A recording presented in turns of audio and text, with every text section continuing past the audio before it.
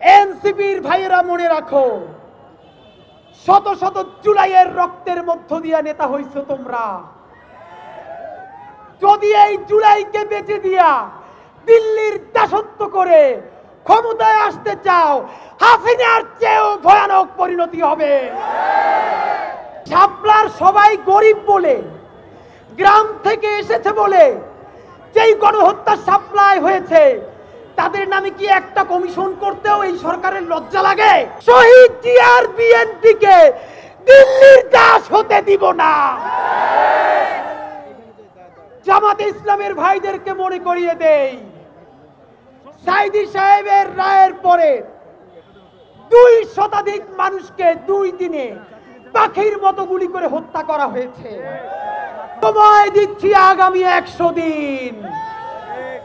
এই 4 দফা যদি বাস্তবায়ন না হয়, আগামী 36শে জুলাই এই শাহবাগ থেকে সচিবালয় ঘেরাও করার জন্য মার্চ ফর বাংলাদেশ কর্মসূচি ঘোষণা করছি। এসেছেন, আপনাদেরকে কৃতজ্ঞতা জানানোর ভাষা আমার নাই। আল্লাহর কসম ওয়াদা করে বলছি, আপনার যেই সন্তান কবরে গেছে, তাদের আরো যদি 100 ভাই মাটির উপরে থাকে, সেই 100 সন্তান ইনকিলাবের কর্মীরা। ইনকিলাব মঞ্চের অন্তত একটা কর্মীও বেঁচে থাকতে খুনি, ফ্যাসিস্ট, গণহত্যাকারী আওয়ামী লীগের পুনর্বাসন চলবে না। বন্ধুরা আমার, একটা কথা মনে করিয়ে দিতে চাই, এইখানে এমন বোন এসেছেন যার স্বামীকে পিলখানায় খুনি আওয়ামী লীগের তাপসের গাড়িতে তুলে তারপরে আগুন জ্বালিয়ে দেওয়া হয়েছে। শাপলায় আহারে পিলখানায় তো নাম কাওয়াস্তে একটা কমিশন হয়েছে। শাপলার সবাই গরিব বলে, গ্রাম থেকে এসেছে বলে যেই গণহত্যা শাপলায় হয়েছে, তাদের নামে কি একটা কমিশন করতেও এই সরকারের লজ্জা লাগে? যদি লজ্জা লাগে, তাহলে এই গরিব হুজুর তাদের রক্তের মধ্য দিয়ে এই সরকারে আপনার থাকতে লজ্জা লাগে না? বন্ধুরা আমার, বিএনপিকে বলতে চাই, আপনাদের হাতে ধরি, পায়ে ধরি, শহীদ জিয়ার বিএনপিকে দিল্লির দাস হতে দিব না। জামাতে ইসলামের ভাইদেরকে মনে করিয়ে দেই, সাইদি সাহেবের রায়ের পরে 2 শতাধিক মানুষকে 2 দিনে পাখির মতো গুলি করে হত্যা করা হয়েছে।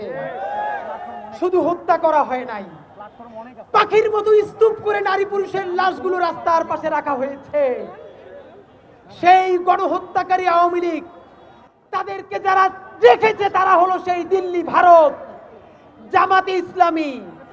স্পষ্ট মনে রাখেন, সাইদি নিজামীদের জামাতকে ভারতের দাবিদার হতে দিব না। এনসিপির ভাইয়েরা মনে রাখো, শত শত জুলাইয়ের রক্তের মধ্য দিয়ে নেতা হইছো তোমরা।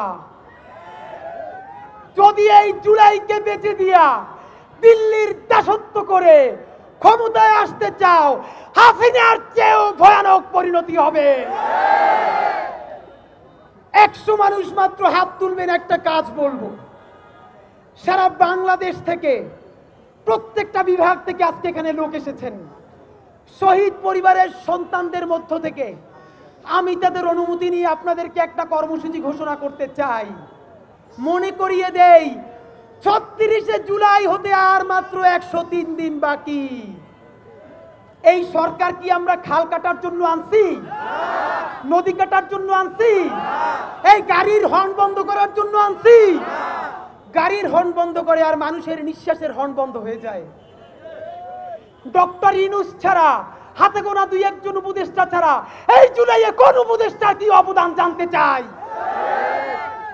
ছাত্র উপদেষ্টা 2 জন আলটিমেটাম দিচ্ছি। এখন যে আলটিমেটাম দিব, এর মধ্যে যদি এই কাজ উদ্ধার না হয়, তোমাদেরকে পদত্যাগ করতে হবে। তোমাদেরকে উপদেষ্টা বানাইছি আমরা, উপদেষ্টা বানাইছি আমার এই মায়েরা, উপদেষ্টা বানাইছি আমার এই বাবারা। বিচার চাওয়ার জন্য রাজশাহী থেকে আসা লাগবে কেন? শহীদ আব্দুল্লাহ বিন জাহিদের নিজে মরে গেছে, সেই শোকে বাপটা মরে গেছে, ছোট ভাইটার ক্যান্সারে আজকে হসপিটাল, আজকে ওর অপারেশন হবে। তার বিচার চাইতে এই মঞ্চে আসতে হইবে কেন? আমার মা বলছে, আরে লাশের স্তূপের মধ্যে হাতটা তখনও নড়ে মরে যায় নাই, তারাও জ্বালাইয়া পোড়াইয়া বাইরা ফেলা হইছে। ভাইরা আমার, এইখানে শহীদ আহাদের বাবা আসছে, সব থেকে কনিষ্ঠ শহীদ, বুকটা গুলিতে তুলতুলে শহীদ। আমার সন্তান আছে বুঝি, আরে একটা মশাই কামড় দিলে কোনো বাপ মা সহ্য করতে পারে না, আর তার বুকে বসে তার মানিককে মস্তিষ্ক উড়াই দিচ্ছে।